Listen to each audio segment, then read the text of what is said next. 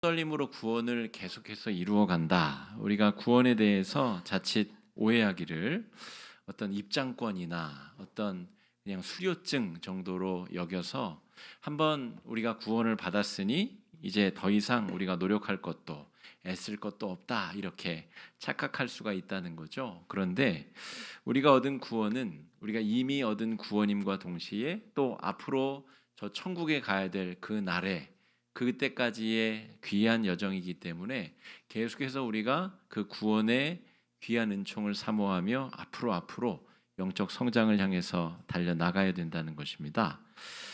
이미 발견한 천국과 아직 가보지 못한 천국 사이에 우리가 살고 있고 그 사이에 벌어지는 일들에 대한 이야기를 지난주 빌립보서 말씀이 다루었다라고 볼 수가 있겠습니다. 내가 예수를 믿고 이제 정말 전혀 새로운 눈으로 세상을 바라보고 구원의 은총을 누리며 살아가고 있지만 그것이 정말 내 것인가 우리가 단언적으로 확언해서 말할 수 없는 이유는 끊임없이 우리 마음 가운데 죄의 욕망이 샘솟고 있고 또 뱀의 그 간사한 혀가 틈만 나면 우리가 하나님으로부터 멀어지기를 간절히 소망하는 마음으로 우리의 귀에 속삭이고 있다는 것이죠. 그래서 우리가 이미 구원의 은총을 얻었음에도 불구하고 저 천국에 하나님 나라의 부활의 몸으로 다시 태어나기 전까지는 우리가 끊임없이 또 영적 성숙과 또 믿음의 진보를 향하여서 이 천국의 구원의 길을 걸어 나가야 된다라고 하는 것입니다. 오늘 시편 19편에는 다윗의 시인데요. 다윗이 그런 영적 갈등과 죄악의 문제에 대해서 끊임없이 하나님 앞에 탄원하고 또 간구하는 내용이 등장합니다. 내가 잘 알고 있는 이미 알고 있는 죄를 또 반복해서 짓고 있습니다. 주님, 이 죄를 어떻게 하면 좋을까요? 자기 안에 끊임없이 샘솟는 죄의 욕동과 욕망의 문제를 하나님 앞에 기도하고 있다는 것입니다. 우리는 사실 끊임없이 우리 마음속에 죄의 욕동이 충동질하는 경험들을 하게 됩니다.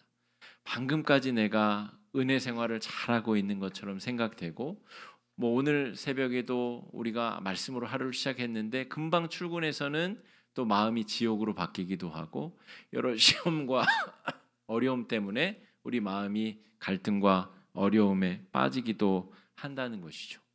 우리 마음 가운데 우리의 마음을 휘젓고 다니는 죄의 욕동이 도사리고 있고 그것이 우리를 엄습하고 우리를 다 집어삼킬 때도 종종 벌어지게 된다는 것입니다. 만약의 지옥이라는 것이 있습니다.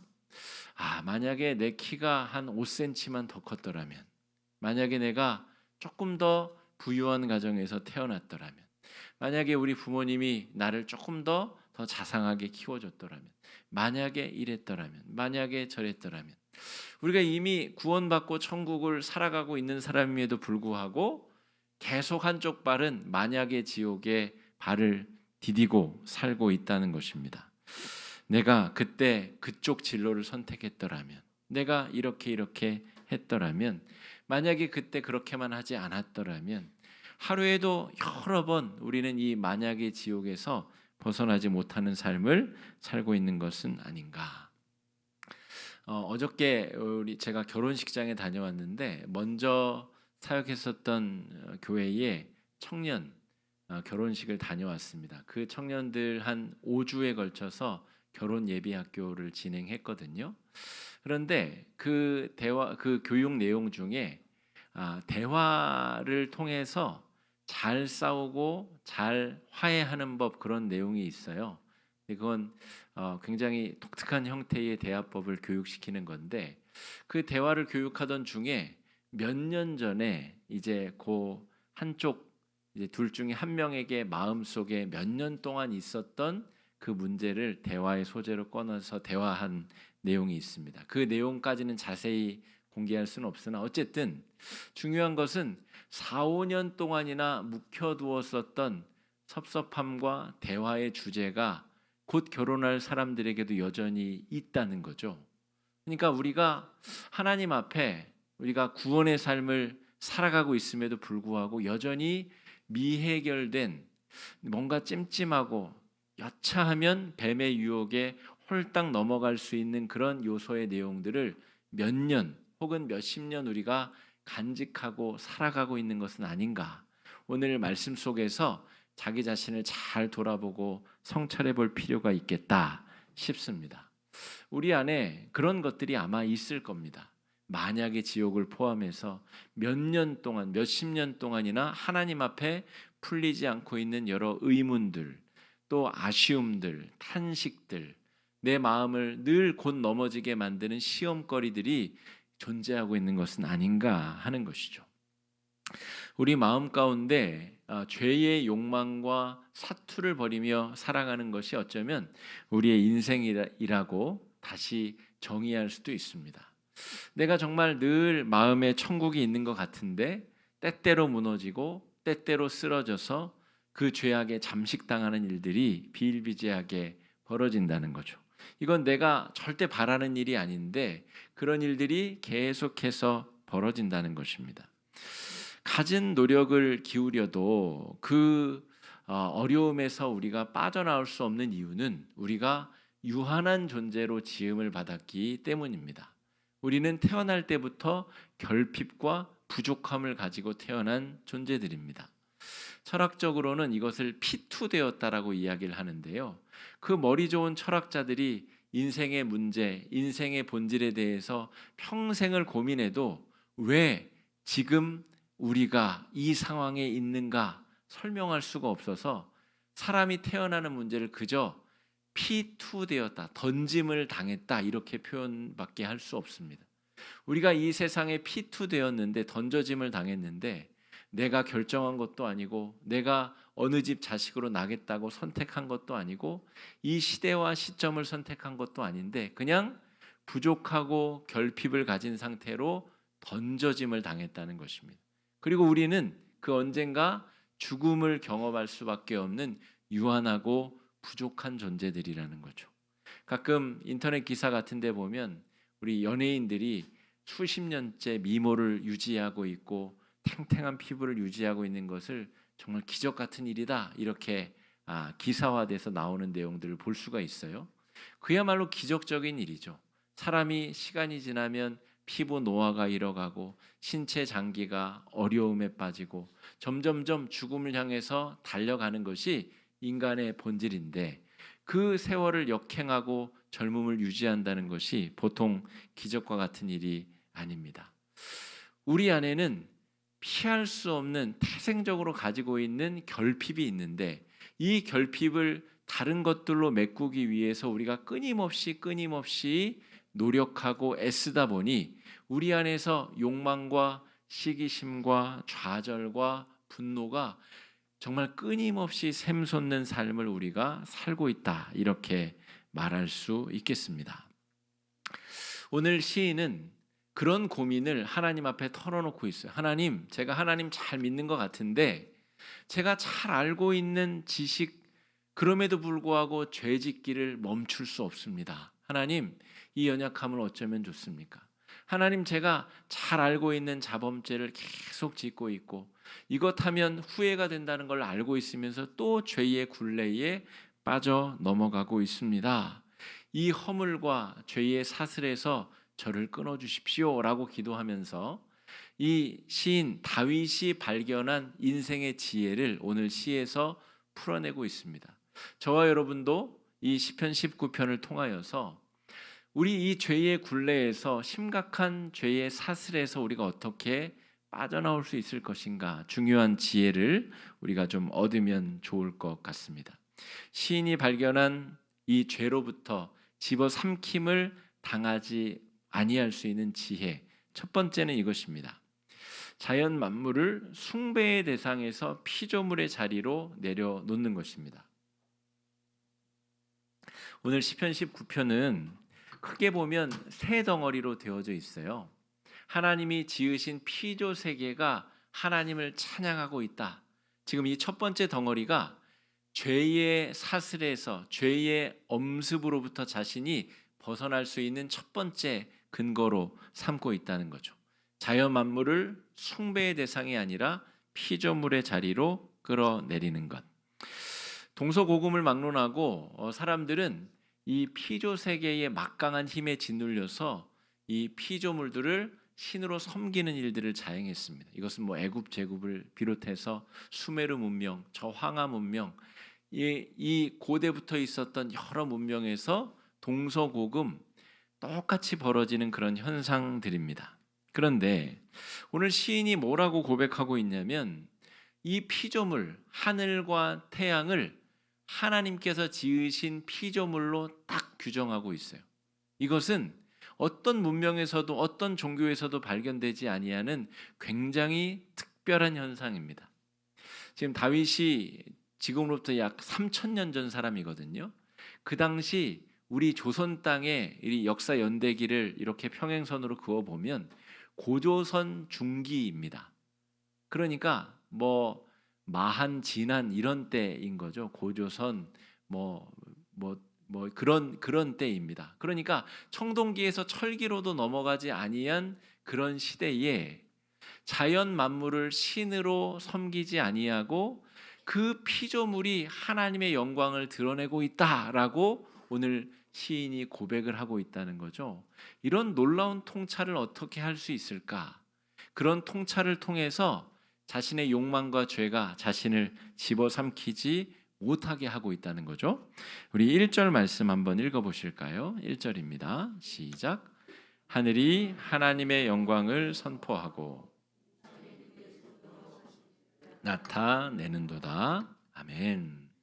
하늘이 태양을 하늘의 집이라고 오늘 묘사하고 표현하고 있는데 그 하늘이 숭배의 대상이 아니라 그저 하나님이 지으신 피조물이고 하늘이 하나님의 영광을 선포하고 있다는 거예요.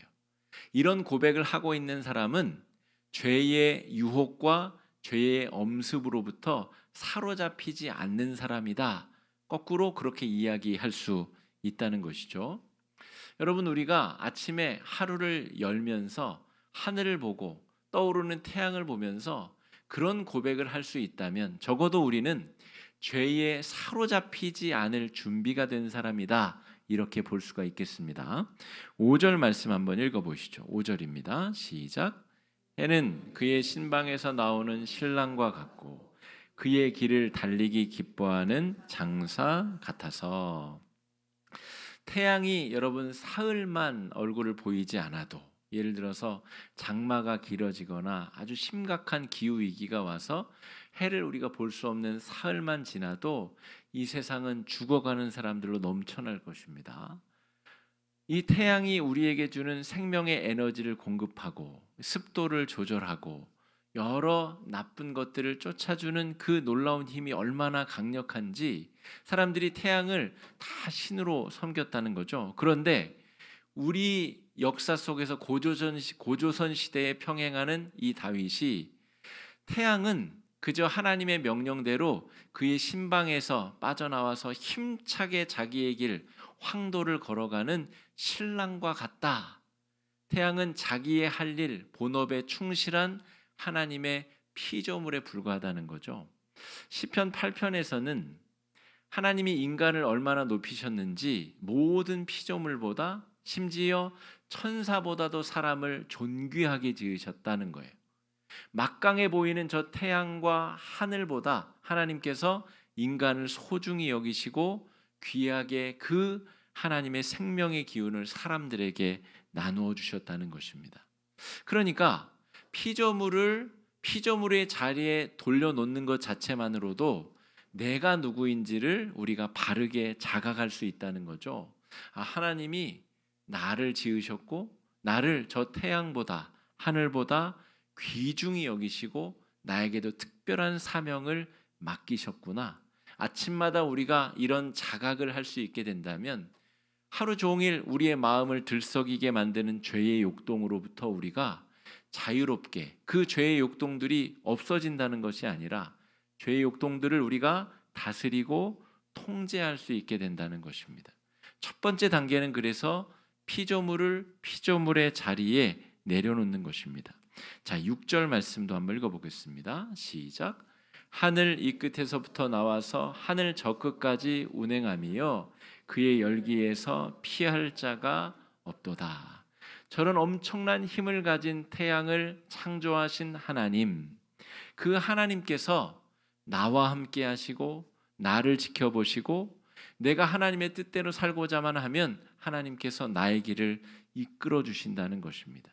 그러므로 오늘 다윗이 발견한 이 지혜를 우리의 것으로 여러분 받아들이시고 여러분의 것으로 삼으시면 너무너무 좋을 것 같습니다.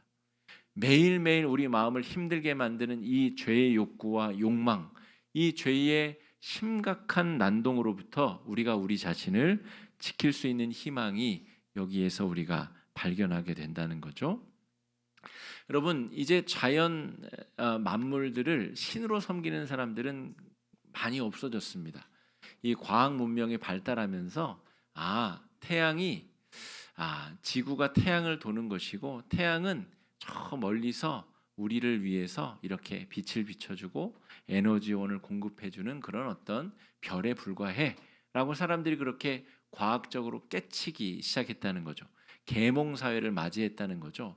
오히려 그게 더 문제가 돼가지고 이제는 피조물을 섬기지 않을 뿐 아니라 피조물을 착취하고 거기서 고혈을 짜내서 자기 자신을 배불리느라 오히려 피조 세계가 더 황량하게 되고 착취와 압제를 당하게 되는 상황까지 펼쳐지게 되었어요.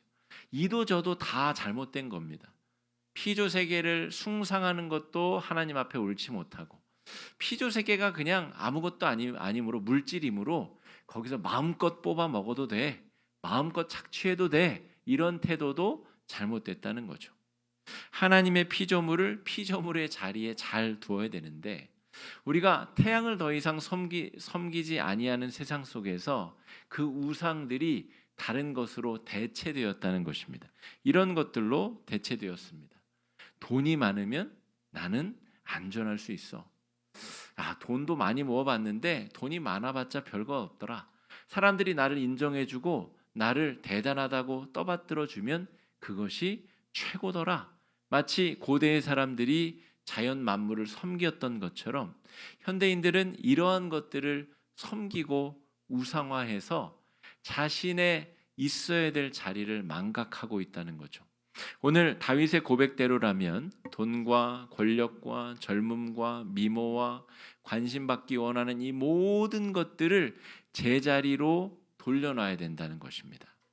현대인들은 특별히 이 SNS에 자신의 삶을 과시하고 맛있는 거 찍어서 나 오늘 이런 거 먹었다고 자랑하는 거 아니에요? 그러면 그 밑에 좋아요도 눌리고 댓글도 달리고 아이고 맛있었겠다, 아이고 행복하겠다, 아이고 부럽다, 그런 내용들이 몇 개나 차오르나 또 하루 종일 보고 그것을 섬기는 것 아니고 무엇입니까? 관심받고 사랑받는 것 자체가 우상이 되어서 그것을 섬기는 시대를 우리가 살아가고 있는데 오늘 다윗이 그 죄의 욕동에 잡아먹히지 않기 위해서 태양을 태양의 자리로 내려놓고 하늘을 궁창을 하나님의 피조물의 자리로 내려놓지 않습니까? 우리도 그렇게 해야 된다는 것이죠. 제가 요즘에 자전거를 잘 못하는데 저 아라뱃길을 자전거 타고 지나가다가 요트가 쫙 정박되어 있는 걸 보고 제가 한 번은 저런 거 나도 좀 있으면 좋겠다 그렇게 생각한 적이 있어요. 그러면 월요일 날 쉬는 날 저 요트 타고 쭉 빠져나가서 바다 한 바퀴 쭉 돌고 낚시도 하고 그렇게 쫙 돌아오면 정말로 행복하겠다 그런 생각을 해본 적이, 물론 그럴 일은 없겠지만, 그런데 어느 다른 기사를 보다 보니까 그 요트 한 대를 관리하는데 어마어마한 에너지가 들어간다는 기사를 봤어요. 그게 바다에 이렇게 잠겨 있잖아요. 그러면 따개비 온갖 어패류가 달라붙어 가지고 그거를 제거하고 또 페인트 발라주고 그렇지 않으면 이게 정상적으로 관리가 안 된다는 거예요. 그 기사를 보고 제가 확 깼습니다. 저거 있는 게 행복한 게 절대 아니구나. 그런 생각을 또 해보게 됐어요. 우리가 뭔가를 얻으면 그것이 끝날 것 같은데 절대로 끝나지 않습니다. 저는 대학 때부터 신학교를 들어갔고 계속해서 목회자가 되는 과정을 계속 걸어왔기 때문에 교육전도사부터 뭐 준전임, 전임, 부목사, 담임 목사, 제가 경험 안 한 거는 지금 이제 은퇴 목사나 원로 목사 이런 것만 경험 안 해봤고, 경험할 수 있는 건 순서에 따라서 다 경험하고 있어요. 근데 제 경험을 토대로, 뭐 우리 성도님들의 경험은 제가 다 모르니까 제 경험을 토대로 이야기해 보자면, 교육전도사 때는 그 다음 뭔가 되면은 굉장히 새로운 세상이 열리고 근심 걱정이 다 사라지고 그럴 줄 알았는데, 목사가 되면, 전도사 때는 목사가 되면 그 모든 것들이 다 사라질 것 같았는데 절대 그렇지 않고, 또 더 많은 근심과 걱정과 기도 제목과 또 욕동과 욕망과 죄와 이런 것들이 함께 샘솟는 것을 저는 제 경험적으로 확실하게 경험하고 있고 알고 있습니다. 바꿔 말하자면, 우리가 우상하고 있는 그 수많은 것들을 제자리에 돌려놓는 것이 우리가 죄악에 잡아먹히지 않을 수 있는 첫 번째 길이라는 것이죠. 두 번째는, 다윗이 오늘 19편에서 다루고 있는 두 번째 덩어리는, 하나님이 구체적으로 인간을 향한 율법을 주셨다는 것입니다. 자연 피조물은 하나님 몰라도 똑같이 태양의 혜택을 받고, 하나님이 비 내려주시면 그 비를 가지고 농사도 짓고, 하나님을 알든 모르든 똑같이 일반적 계시로 누리는, 그러나 하나님을 믿는 사람들은 피조물을 숭상하지 않는 것처럼, 그런데 하나님의 백성에게 두 번째로 주신 특별한 은혜는 구체적인 율법을 주셨다는 것입니다. 이것을 하거라, 이것을 하지 말거라, 그것을 분명하게 주셔서 그 율법을 통해서 우리가 하나님을 알아가고 죄악의 공격으로부터 우리가 자신을 보호할 수 있다는 이야기를 하고 있는 것이죠. 7절 8절에 보니까 그 율법을 통하여 다윗은 우둔한 자가 지혜롭게 되었고 마음이 기쁘게 되었고 눈이 밝아지게 되었다라고 기록하고 있습니다.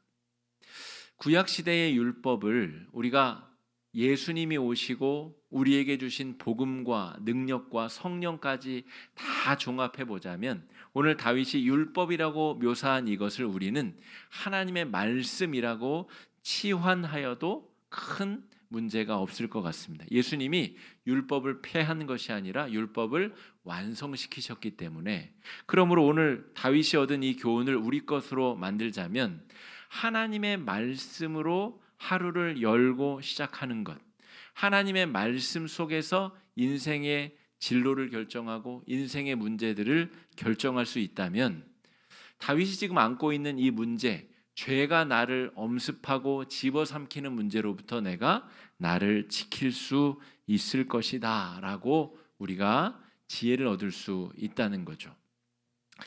오늘 또 10절에 보면 다윗이 뭐라고 기록하냐면, 말씀 안에서 자신을 발견하는 기쁨이 순금덩이를 발견하는 기쁨보다 더하다라고 고백하고 있어요. 여러분, 풀숲을 지나다니시다가 정말 우리가 영화 속에서 보는 그런 금괴 있잖아요. 그게 발치에 탁 걸렸다고 생각해 보세요. 여러분, 그 기쁨이 얼마나 크겠어요.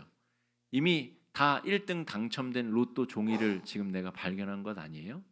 뭐 정확한 값어치는 알 수 없으나 수십억 원 하는 그 금괴가 내 발치에 딱 걸린 것보다, 지금 다윗은 말씀 안에서 자기 자신을 발견하는 기쁨이 훨씬 더 크다라고 고백하고 있는 것입니다. 여러분, 오늘 목장 모임에 가셔서 뭐 그런 나눔을 해보시면 좋겠습니다. 성경책이 있고 금덩어리가 있는데 둘 중에 하나를 선택해 보시오. 다만 전제 조건은, 금을 선택하는 순간 이제 말씀은 펼쳐볼 수도 없고 깨달을 수도 없고 절대 이제 앞으로 이제 그러는 거예요.